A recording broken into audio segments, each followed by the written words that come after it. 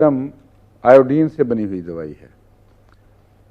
आयोडम की ख़ास अलामत यह है कि जिस्म में गर्मी पैदा करती है, भूख बढ़ाती है और इसके बावजूद जिस्म पतला रहता है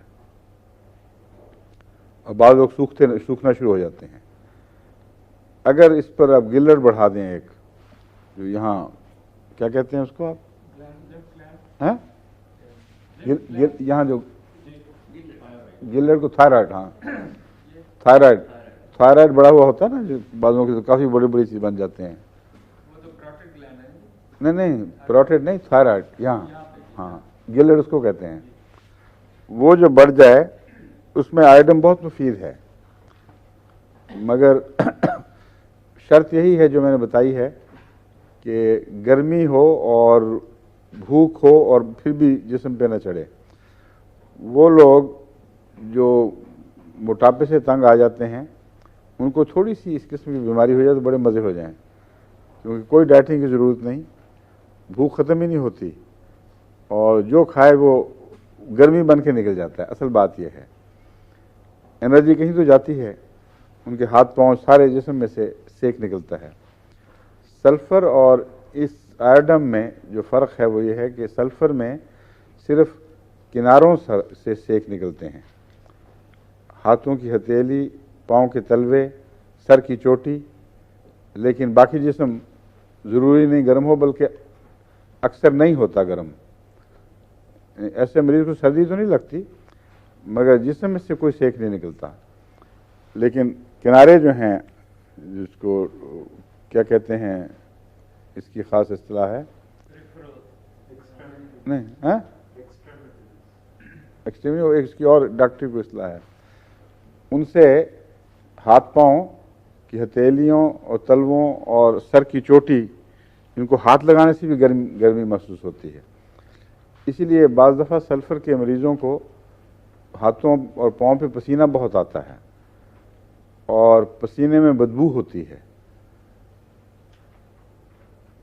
आयोडम जो है ये, इसमें ये अलामतें नहीं हैं। आयोडम में खुश्क सेक है जो सारे बदन से निकलता है और बच्चा बहुत ओवर एक्टिव होता है, और फिर उसको अगर ये बीमारी हो, गिलर्ड जिसको कहते हैं, ये थायराइड ग्लैंड, उसमें ये चोटी की दवा है।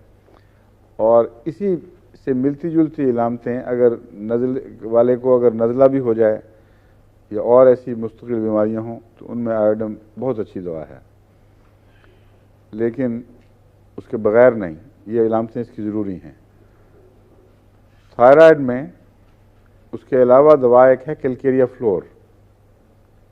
जब ये अलामतें ना हों और जिस्म फरबा हो और बड़ा गिल्लर लटक जाए, उसमें कैलकेरिया फ्लोर बहुत अच्छी चीज़ है।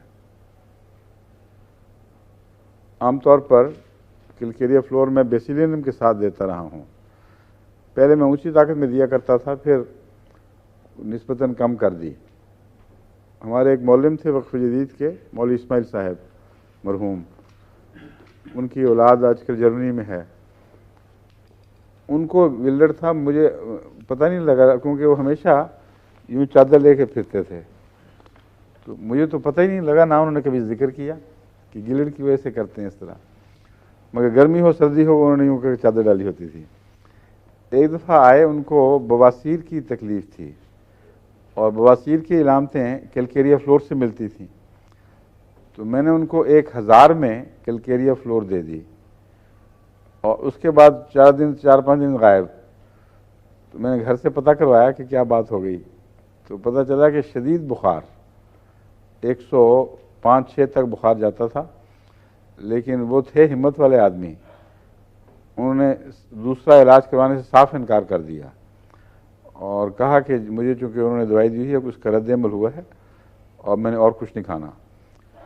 आखिर 6-7वें दिन खुद ब खुद बुखार उतर गया और जब वो आए मेरे पास इत्तला देने के लिए तो बड़ा ख़ास आंखों में मुस्कुराहट और शरारत सी थी। तो मैंने कहा क्या हाल है मौलवी साहब, बुखार उतर गया? कहते हैं हाँ बुखार भी उतर गया और ये भी उतर गया। चादर उतारी तो सारा गिल्लर घुल चुका था, उसकी खाली थैली लटकी हुई थी। इतना तेज़ी से घुला है कि उसकी थैली लटक गई और कुछ देर के बाद, कुछ 1-2 साल के अंदर वो थैली भी फिर आहिस्ता आहिस्ता सिकुड़ कर गायब हो गई।